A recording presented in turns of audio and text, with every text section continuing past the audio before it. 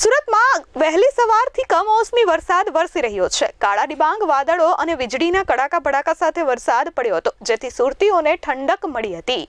સુરતમાં વહેલી સવારથી જ ધમાકેદાર વરસાદ શરૂ થયો છે। આકાશ કાળા ડિબાંગ વાદળોથી ઘેરાયેલું છે। અસહ્ય ઉકળાટ વચ્ચે વરસાદ થતા વાતાવરણમાં ઠંડક પ્રસરી ગઈ છે।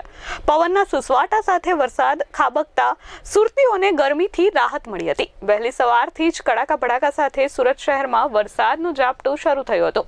કેટલાક વિસ્તારોમાં મુશળધાર વરસાદ ખાબક્યો હતો। અડાજણ, વેસુ, રાંદેર, અઠવાલાઇન્સ, રિંગ રોડ, વરાછા, સરથાણા સહિતના વિસ્તારોમાં ભારે વરસાદી માહોલ જોવા મળ્યો હતો।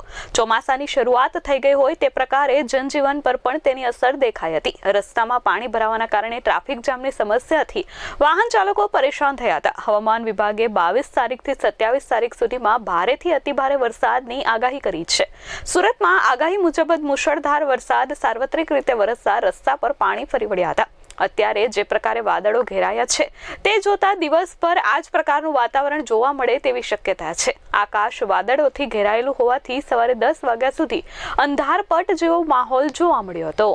Bureau report S24 news, Surat.